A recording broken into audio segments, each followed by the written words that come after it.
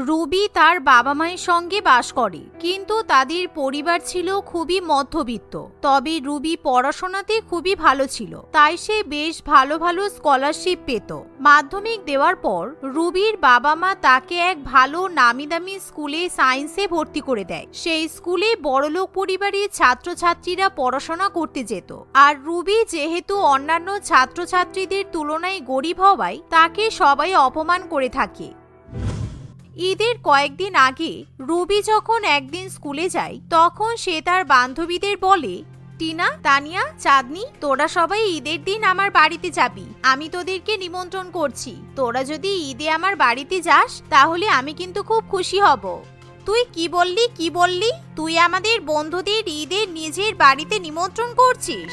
Guys, তোরা হয়তো জানিস না যে রুবির পরিবার কতটা গরিব। রুবি আমাদের প্রতিবেশী, তাই আমরা খুব ভালো করেই ওদের পরিবারের অবস্থা জানি। ঈদের দিন তো ওদের বাড়িতে কখনোই ভালো মন্দ রান্না হয় না। ও তোদের ঈদে নিমন্ত্রণ করে কি খাওয়াবে জিজ্ঞাসা কর। হ্যাঁ, তাই তো, আমরাও সেটাই ভাবছি। কি রে রুবি, তুই তো স্কলারশিপের টাকা দিয়ে পড়াশোনা করছিস। তুই কি এখন তাহলে স্কলারশিপের টাকা দিয়েই আমাদেরকে রান্না বান্না করে খাওয়াবি? ও তোদের কি খাওয়াবে সেটা আমি ভালো করে বলে দিচ্ছি। শুধুমাত্র চিনি আর পাতলা দুধ দিয়ে তৈরি করা সিমুই খাওয়াবে। ওই সিমুইয়ের মধ্যে তোরা ড্রাই ফ্রুটস চোখেও দেখতে পাবি না। নেহার মুখে এমন কথা শুনে রুবির উপর সবাই হো হো করে হাসতে শুরু করে। গাইস, তোরা বরং আমাদের বাড়িতে নিমন্ত্রণ খেতে যাবি। আমার বাড়িতে ঈদ উপলক্ষে অন্তত পক্ষে তো 20 রকমের আইটেম রান্না হয়। বিরিয়ানি, চিকেন পোলাও, মাটন, কাবাব, হালিম, ভালো ভালো ডেজার্ট, দামি দামি লাচ্ছা, সিমুই, কিছুই বাদ থাকবে না। তুইও কিন্তু চাইলে ঈদে আমাদের বাড়িতে যেতে পারিস। তুই তো আমাদের বাড়ির পাশেই থাকিস। নেহার কথা শুনে টিনা, তানিয়া এবং চাঁদনি খুবই খুশি হয়। তারা নেহার বাড়িতে ঈদের নিমন্ত্রণ খেতে যাওয়ার জন্য রাজি হয়ে যায়। কিন্তু নেহা যেহেতু রুবিকে ঈদের নিমন্ত্রণ করে, তাই রুবি মনে মনে খুবই অবাক হয়। সে বিশ্বাসই করতে পারে না নেহা তাকে নিজের বাড়িতে নিমন্ত্রণ করতে পারে, কারণ প্রথম থেকেই নেহা রুবিকে সহ্য করতে পারে না।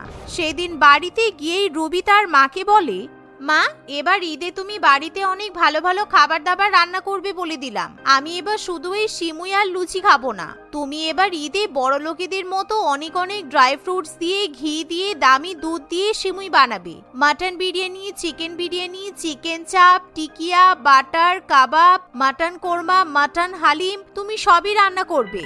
তোর কি মাথা খারাপ হয়ে গেছে? কি আবোল তাবোল বকছিস? তুই যেই খাবারগুলো রান্না করতে বললি, সেগুলো রান্না করতে গিয়ে কত খরচ হবে সেটা জানিস? তুই তো কখনো এমন কথা বলিস না। আজকে হঠাৎ করে কি হলো তোর? আজকে আমি আমার ক্লাসের বন্ধুদের ঈদে নিমন্ত্রণ করলাম, কিন্তু আমাদের বাড়িতে তো ঈদে ভালো ভালো খাবার রান্না হয় না, তাই ওরা আসবে না বলেছে। নেহার বাড়িতে অনেক কিছু রান্না হয়, তাই ওরা নেহার বাড়িতে ঈদে নিমন্ত্রণ খেতে যাবে। আমি ওদের ফটো তুলে দেখাবো যে এবার ঈদে আমাদের বাড়িতেও ভালো ভালো খাবার রান্না হয়েছে। তুই সত্যিই পাগল হয়ে গিয়েছিস। তোর বড়লোক বন্ধুদের ব্যাপারই আলাদা। ঈদে ওদের বাড়িতে 5-10টা নয়, 1000 রকমের রান্না হতেই পারে। তাই বলে ওদের দেখা দেখি আমাদেরও টাকা খরচ করে অত কিছু রান্না করতে হবে? আমরা গরিব, সেটা তুই ভালো করেই জানিস। তাই বড়লোকেদের সঙ্গে নিজেদের তুলনা করিস না। 2 মাস ধরে তোর ব্যাংক অ্যাকাউন্টে সমস্যা হচ্ছে, তাই স্কলারশিপের টাকা ঢুকছে না।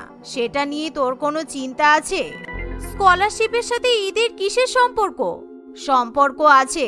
আর 1 মাস পরেই তোর স্কুলে ফিস জমা দিতে হবে। স্কলারশিপের টাকা তো ঢুকছেই না, তাই তোর বাবা আর আমি টাকা জমাচ্ছি যাতে তোর স্কুলের ফিসটা দিতে পারি। তার উপরে এবার ঈদ 21 তারিখে হবে। তোর বাবাকে কারখানা থেকে ঈদের পরেই মাহিনা দেবে বলেছে। চিন্তায় চিন্তায় আমি পাগল হয়ে যাচ্ছি। আর তুই বড় লোকেদের মতো ঈদ কাটানোর স্বপ্ন দেখছিস।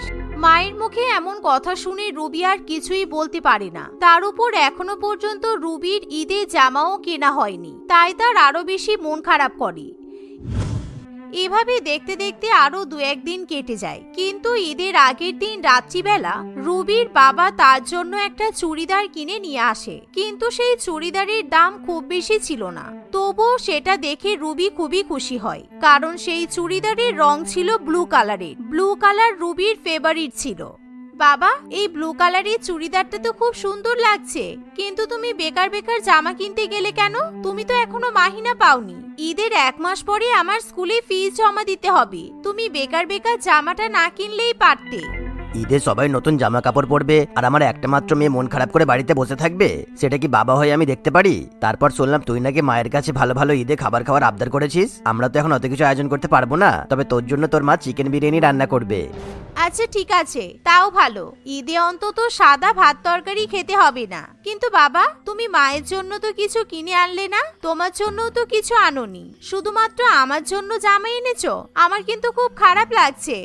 আরে আমার তো অনেক জামা কাপড় আছে, তার মধ্যে থেকে একটা পরে নেব। তোর মায়েরও তো আলমারিতে নতুন নতুন শাড়ি পরে আছে, ওনার তো নতুন শাড়িগুলো পরার সুযোগই হয় না। বেকার বেকার এখন আর শাড়ি কিনে লাভ নেই। রবি খুব ভালো মতোই বুঝতে পারে যে তার বাবা মা সম্পূর্ণ রকমভাবে মিথ্যা কথা বলছে, কিন্তু সে চাইলেও কিছু করতে পারে না। তবে সে মনে মনে ভাবে, আমি আরো ভালো করে পড়াশোনা করব, যাতে আমি ভালো চাকরি পেতে পারি। আমি চাকরি পেয়ে গেলে আমার বাবা মায়ের সব শখ পূরণ করব। ঈদে বাবা মাকে দামি দামি জামা কাপড়ও কিনে দেব। দেখতে দেখতে এভাবেই সেই দিনটা কেটে গিয়ে ঈদ চলে আসে। সকাল সকাল স্নান করে রুবি বাবার কিনে দেওয়া চুড়িদারটা পরে নেয়, মায়ের হাতে রান্না করা সিমুই খায়। অন্যদিকে নেহার বাড়িতে তার বড়লোক 3 বান্ধবী টিনা, তানিয়া, চাঁদনি গিয়ে উপস্থিত হয়। ওয়াও, তোদের 3 জনকে তো খুব সুন্দর লাগছে। তোদের ঈদের ড্রেসগুলো তো খুব সুন্দর হয়েছে। তোর জামাটা তো আমাদের থেকেও অনেক বেশি সুন্দর, মেকআপটাও দারুণ হয়েছে। এই জামাটার প্রাইস কত জানিস? 20,000 টাকা। একটু পরেই আমি আবার জামা চেঞ্জ করব। এবার ঈদে আমার 15 খানা জামা হয়েছে, তাই 2 ঘন্টা ছাড়া ছাড়া জামা তো চেঞ্জ করতেই হবে। চল, আমি তোদেরকে আমার ঈদের জামাগুলো দেখাই। এই বলে নেহা তার বন্ধুদের জামা দেখানোর জন্য ঘরে নিয়ে যায়, কিন্তু তখনই ঘরের জানালা দিয়ে তারা রুবিকে দেখতে পায়। ওই দেখ নেহা, ওটা রুবি না? ওটা রুবিদের বাড়ি তাহলে। এ বাবা, কেমন ভাঙাচোরা বাড়িতে ওরা থাকে। ভালো হয়েছে ওদের গরিব বাড়িতে আমরা যাইনি। ইস দেখ, কেমন একটা সস্তা চুড়িদার পরেছে। ওরা এত গরিব সেটা তো জানতাম না। হ্যাঁ রে, সেই জন্যই তো ওকে আমার সহ্য হয় না। ওকেও তো আমি আসতে বলেছিলাম, ঘ্যাম দেখিয়ে এলো না। চল, ওকে বরং আমরা ডেকে নিয়ে আসি, তাহলে দারুণ এন্টারটেনমেন্ট হবে। না হলে ঈদটা পুরো বোরিং কাটবে। এই বলে নেহা এবং তার বন্ধুরা রুবির বাড়ির সামনে গিয়ে তাকে জোরে জোরে ডাকতে শুরু করে। নেহা বন্ধুদের গলার আওয়াজ পেয়ে বাইরে বেরিয়ে আসে। কিরে, তোকে নিমন্ত্রণ করলাম, তুই গেলি না যে?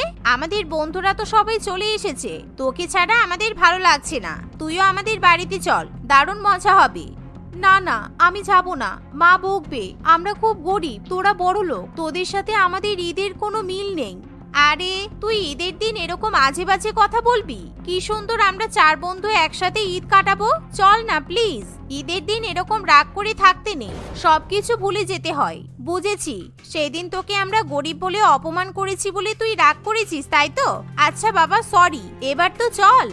নেহার সাথে সাথে বাকিরাও জোর করতে থাকলে রুবি নেহার বাড়িতে চলে যায়। তোরা সবাই বস, আমি আমার মাকে খাবার দিতে বলছি।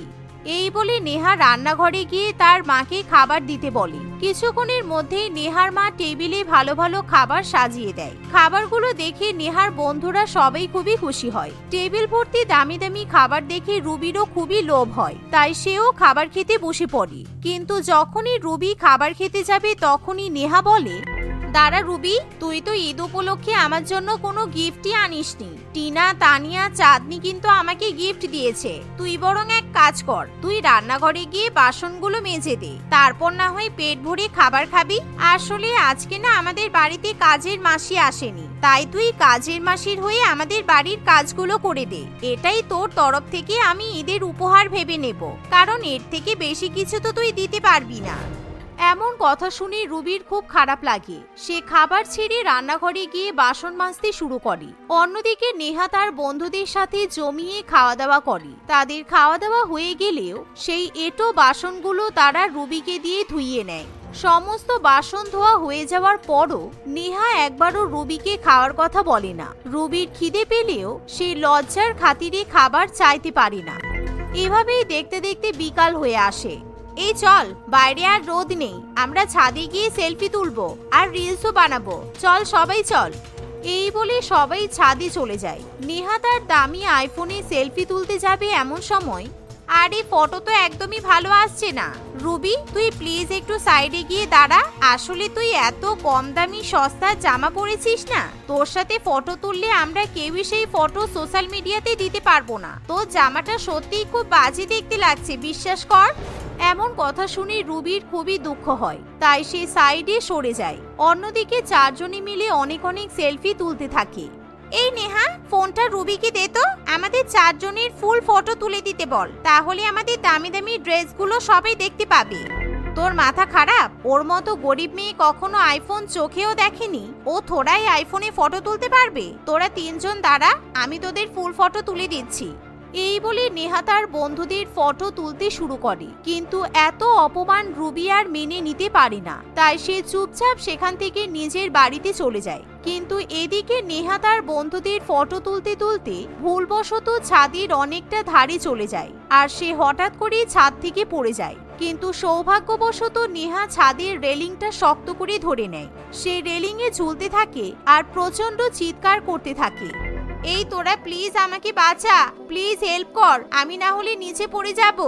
নেহার এমন অবস্থা দেখে টিনা, তানিয়া এবং চাঁদনি খুবই ভয় পেয়ে যায়, আর তারা যাতে ফেঁসে না যায় তাই তখনই সেখান থেকে পালিয়ে যায়, যার ফলে নেহা আরো বেশি ঘাবড়ে গিয়ে চিৎকার করতে থাকে। কিছুক্ষণ আগে নেহার বাবা মাও ঘুরতে বেরিয়ে যায়, সেই বাড়িতে নেহাকে সাহায্য করার মতো কেউ থাকে না। এমন সময় রুবি জানালা দিয়ে নেহাকে রেলিংয়ে ঝুলতে দেখে, যা দেখে রুবি খুবই ভয় পেয়ে যায়, আর সে তখনই তার বাবা মাকে ডেকে নিয়ে নেহাদের বাড়ির ছাদের উপর চলে যায়। ছাদে রাখা একটা শক্তপোক্ত দড়ির সাহায্যে রুবি এবং তার বাবা মা নেহাকে উপরে তুলে নেয়। রুবি, আমাকে ক্ষমা করে দে, তুই আমার আসল বন্ধু। আমার বড়লোক বন্ধুরা আমাকে বিপদে ফেলে পালিয়ে গেছে, কিন্তু তুই আমাকে বাঁচানোর জন্য তোর বাবা মাকে এখানে নিয়ে এলি। আজকে তুই না থাকলে এই ঈদের দিনেই আমি মারা যেতাম। তোকে আমি ঈদে বাড়িতে ডেকে এনে অনেক অপমান করেছি, তাই উপরওয়ালা আমাকে শাস্তি দিল। আমাকে ক্ষমা করে দে রুবি। এভাবে নেহা নিজের ভুল বুঝতে পারি। রুবিও খুবই সরল মনের মানুষ হওয়ায় নেহাকে ক্ষমা করে দেয়। ততক্ষণে নেহার বাবা মাও বাড়িতে চলে আসে। নেহা তার বাবা মাকে ব্যাপারটা জানালে নেহার বাবা মাও রুবি ও তার পরিবারকে অনেক অনেক ধন্যবাদ জানায়। নেহা এবং তার বাবা মা রুবি ও তার বাবা মাকে বাড়িতে বসিয়ে ভালো ভালো খাবার খাওয়ায়। শুধু তাই নয়, নেহার বাবা মা রুবি ও তার পরিবারকে ঈদ উপলক্ষে অনেক ভালো ভালো উপহার দেয়। রুবি, তুই এবার এই জামাটা পরে নে, আমরা দুই বন্ধু এবার ঘুরতে যাব। তুই যেখানে বলবি আমরা সেখানেই যাব। আমি ড্রাইভারকে গাড়ি বার করতে বলে দিয়েছি। আজ থেকে তুই আমার বেস্ট ফ্রেন্ড। আজকে ঈদের দিনে আমি আমার আসল বন্ধুকে চিনতে পেরেছি। রুমি তার বৃদ্ধ মা কমলার সঙ্গে একটা খুব সাধারণ ছোট ঘরে বাস করত। রুমির বাবা মোহনবাবু বেঁচে থাকাকালীন তাদের জীবনে কোনো দুঃখ কষ্ট ছিল না, কিন্তু মোহনবাবু মারা যাওয়ার পর থেকে তাদের অবস্থা দুর্বিষহ হয়ে উঠেছিল। তাদের ঘরে একটা ভাঙাচোরা খাট আর কিছু বাসনপত্র ছাড়া কোনো রকমের আসবাবপত্র ছিল না। কমলা নিজের এবং তার মেয়ের পেট চালানোর জন্য লোকের বাড়িতে ধোয়া মোছার কাজ করত।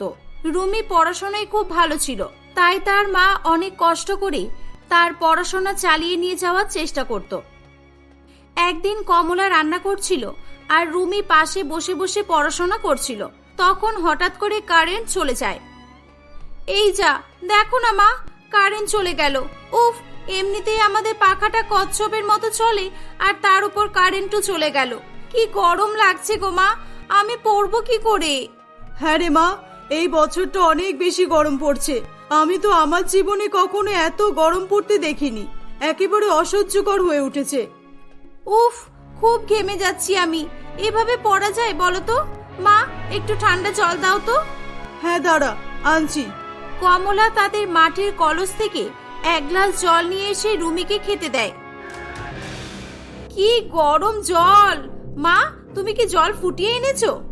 আরে না রে বাবা, এটা তো কলসের জল, ঠান্ডা জল দিলাম তোকে। এটাকে ঠান্ডা জল বলে? যা গরম পড়েছে, কলসের জলও গরম হয়ে যাচ্ছে।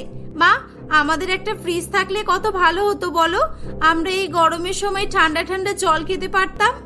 উপরওয়ালা যা দিয়েছে তাই নিয়ে সুখী থাকার চেষ্টা কর মা। আমাদের গরিবের ঘরে দুবেলা ঠিক মতো খাবার জুটছে, এটাই আমাদের জন্য অনেক। গরিবের ঘরে ফ্রিজের স্বপ্ন দেখাটাই ভুল করা। আচ্ছা মা, একটা ফ্রিজের দাম কত তুমি জানো? ফ্রিজের অনেক দাম, তোর জেনে কাজ নেই।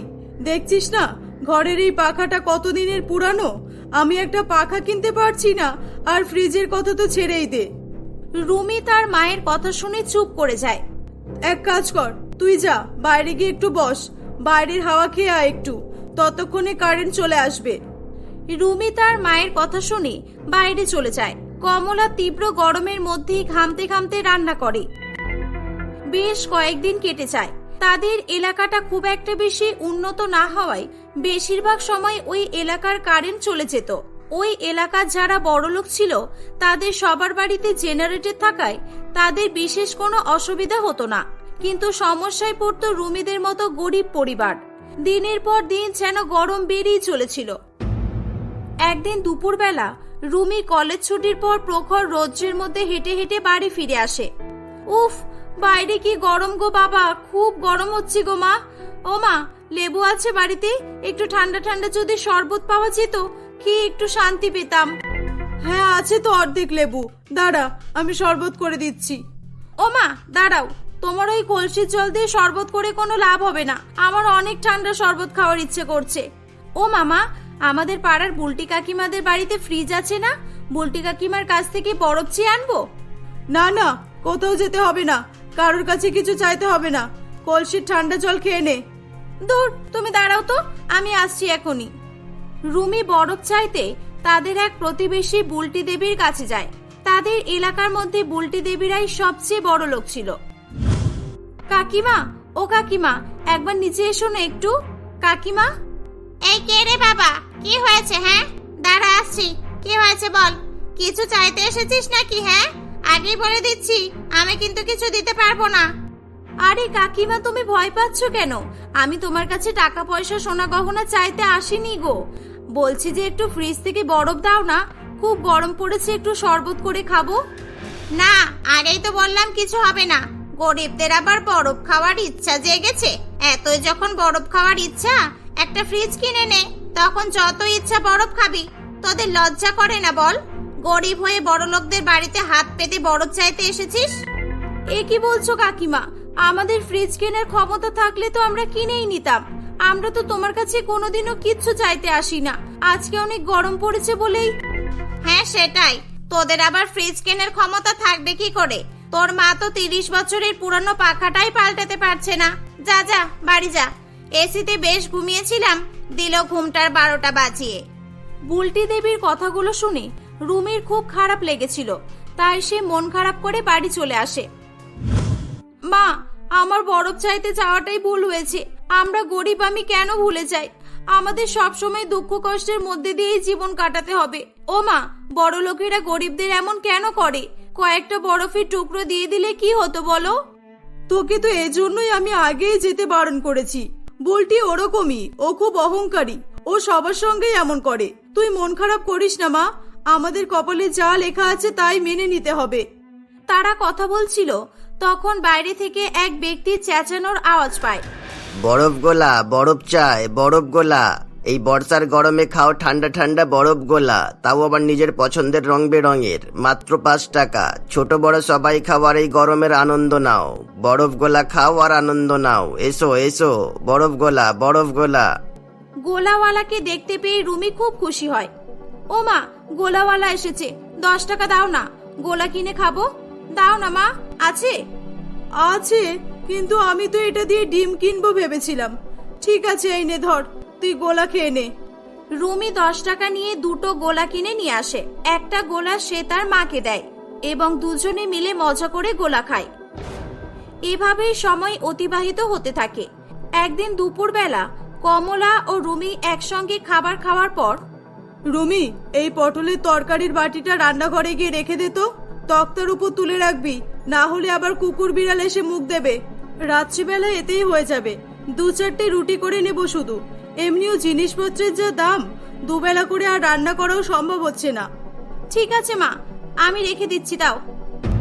রাত্রিবেলা কমলা দেবী দুজনের জন্য রুটি বানিয়ে নেয়। রুমি, যা পটলের তরকারিটা নিয়ে আয়, আর খেয়ে নে, গরম গরম রুটি আছে। রুমি তার মায়ের কথা শুনে রান্নাঘরে যায়, কিন্তু সে তরকারির বাটি হাতে নিয়ে বলে, কি বাজে গন্ধ বের হচ্ছে। ওমা, এই তরকারি তো খারাপ হয়ে গেছে, পচা পচা গন্ধ বের হচ্ছে। কি বলছিস কি?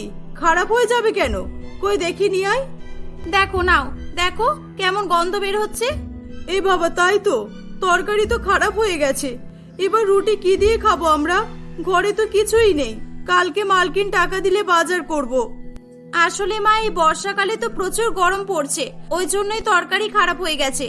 আমাদের বাড়িতে একটা ফ্রিজ থাকলে ফ্রিজে রেখে দিলে তরকারিটা খারাপ হতো না। আর ফ্রিজ তুই ছাড় তো, তুই ফ্রিজের স্বপ্ন দেখা এবার বন্ধ কর। যা রান্নাঘর থেকে চিনির কৌটোটা নিয়ে আয়, চিনি দিয়ে রুটি খেয়ে নে। কমলা ও রুমি দুজনে চিনি দিয়ে রুটি খেয়ে ঘুমিয়ে পড়ে। কমলা দেবীরও খুব ইচ্ছা করত তার মেয়ের জন্য একটা ফ্রিজ কিনে দেওয়ার, কিন্তু তার সেই সামর্থ্যটুকু থাকলে সে হয়তো অনেক আগেই ফ্রিজ কিনে নিত। এভাবে বেশ কয়েকদিন কেটে যায়। একদিন সরকার থেকে কিছু লোক এসে অ্যানাউন্স করে যে সবাই শোনো শোনো শোনো, এই বছরে প্রচন্ড পরিমাণে গরম পড়ার জন্য সরকার থেকে গরিবদের সাহায্য করা হচ্ছে। যাদের যাদের ঘরে পাখা নেই তারা এখানে এসে নাম লিখিয়ে যাও। কয়েকদিনের মধ্যেই তারা একটা করে ব্যাটারি দেওয়া পাখা পেয়ে যাবে। এই পাখা চালানোর জন্য কোনো রকমের ইলেকট্রিকের প্রয়োজন হবে না। যার যার পাখা লাগবে এসো, ফর্ম ফিল আপ করে নিয়ে যাও। এই অ্যানাউন্সমেন্ট শুনে কমলা ও রুমি দুজনে খুব খুশি হয়। এই যে দাদা, এই ফর্মটা ফিল আপ করতে কোনো টাকা লাগবে কি? মানে পাখাটা কি একদম ফ্রিতে দেওয়া হবে? কোনো টাকা লাগবে না, একদম ফ্রি। ঠিক আছে, একটা ফর্ম দিন। এই রুমি, নে নে, তাড়াতাড়ি ফর্মটা ফিল আপ করে দে। এই যে কাকু, বলছি যে গরিবদের কি শুধু পাখা দেওয়া হচ্ছে না? মানে এই বর্ষার গরমে তো সবার ফ্রিজেরও খুব দরকার। সরকার কি ফ্রিজও দেবে আমাদের? ওরে বাবা, গরিবদের দেখছে শখ কম না। পাখা দিচ্ছে হচ্ছে না, আবার ফ্রিজ চাই? যত সব। পাখার দরকার না থাকলে যাও, বেকার সময় নষ্ট করো না আমার। না না, দরকার আছে তো। কই দিন, একটা ফর্ম দিন। রুমি অনেক আশা নিয়ে ফর্মটা ফিল আপ করে দেয়। সে সরকার থেকে পাখা আসার জন্য অপেক্ষা করতে থাকে। বেশ কয়েকদিন কেটে যায়, কিন্তু সরকার থেকে এখনো কেউ পাখা দিতে আসে না। রুমি পাখার জন্য অপেক্ষা করাও ছেড়ে দেয়। একদিন রুমি দেখে যে তার মা একটা ছেঁড়া শাড়ি পরে রান্না করছে। তার মাকে দেখে তার খুব কষ্ট হয়। মা সবসময় আমার সব ইচ্ছা পূরণ করে আর নিজের কথা কোনোদিনও ভাবে না। আমি মাকে একটা শাড়ি কিনে দেব। রুমি তার মাকে একটা শাড়ি কিনে দেবে বলে ঠিক করে। তার কাছে একটা মাটির ভান্ডার ছিল। সে ওই লক্ষ্মী ভান্ডারটা ভেঙে টাকাগুলো গুনে দেখে যে 600 টাকা হয়েছে। ওরে বাবা, 600 টাকা কি করে হলো? আমি তো এত টাকা ফেলিনি। এত টাকা হলো কিভাবে? এটা দিয়ে তো মায়ের জন্য একটা ভালো শাড়ি হয়ে যাবে। আসলে রুমির ভান্ডারে তার মাও মাঝে মধ্যে টাকা ফেলতো, আর রুমিকে সেটা জানতে দিত না। রুমি টাকাটা নিয়ে মার্কেটে চলে যায়। সে কোন দোকানে শাড়ি কিনতে ঢুকবে ভাবছিল, তখনই সে একটা বড় নতুন শাড়ির দোকান দেখতে পায়। এই দোকানটা তো এখানে ছিল না, দোকানটা নতুন হয়েছে মনে হচ্ছে। আসুন আসুন, শাড়ি কিনুন আর দামি দামি পুরস্কার জেতার সুযোগ পান। অফার মাত্র কিছু সময়ের জন্য। কম দামে শাড়ি পাবেন, তার সাথে পেয়ে যাবেন চমৎকার পুরস্কার। আসুন আসুন, শাড়ি কিনুন আর পুরস্কার জিতুন। এটা শুনে রুমি খুবই কৌতূহলী হয়ে সেই দোকানে যায়। এই যে 600 টাকার কোনো শাড়ি হবে, আর এই শাড়িতে পুরস্কার পাওয়া যাবে? আর কেমন পুরস্কার দেওয়া হচ্ছে আপনাদের এখানে? হ্যাঁ হবে, আজকে যাই কিনবে তাতেই পুরস্কার পাবে। সব রকমের পুরস্কার রাখা আছে, ছোট বড় দামি কম দামি, পুরস্কার পাবে একদম গ্যারান্টি। রুমি খুব খুশি হয়ে একটা শাড়ি কিনে নেয়। শাড়ির কুপনটা নিয়ে সে দেখে যে তাতে লেখা আছে ফ্রিজ। এই দেখে রুমি অবাক হয়ে যায়। ও কাকু, এতে তো ফ্রিজ লেখা আছে, ফ্রিজ দেওয়া হবে? বলো না, বলো না কাকু। হ্যাঁ দেয়া হবে, কেন দেয়া হবে না? এই ফ্রিজের লোভে অনেকেই অনেক শাড়ি কিনেছে, কিন্তু কেউই পায়নি। তুমি পেয়ে গেলে তোমার কপাল ভালো। তোমার বাড়ির অ্যাড্রেসটা বলো, আমি ফ্রিজ পৌঁছে দেব। না না, পৌঁছে দেব বললে হবে না, এখনই দিতে হবে। আমি আছি এখানে, ফ্রিজ নিয়েই আমি বাড়ি যাব। আচ্ছা বাবা আচ্ছা। এই রামু, ফ্রিজটা পৌঁছে দিয়াই। রুমি বাড়িতে ফ্রিজ নিয়ে এলে তার মা ফ্রিজ দেখে অবাক হয়ে যায়। রুমি, তুই ফ্রিজ কোথা থেকে নিয়ে এলি রে? হ্যাঁ? রুমি তার মাকে সব কথা খুলে বললে তার মাও খুব খুশি হয়। যাক, উপরওয়ালা তোর মনের ইচ্ছে পূরণ করলো। এই দেখ, সরকার থেকে একটু আগে পাখাও দিয়ে গেছে। আরে বাহ, একসঙ্গে ফ্রিজ আর পাখা দুটোই। এবার তো আমরা পাখার হাওয়াও খেতে পারবো আর ফ্রিজের ঠান্ডা জলও খেতে পারবো। মা, আমাদের গরিবের ঘরে ফ্রিজের স্বপ্ন তাহলে পূরণ হয়েই গেল।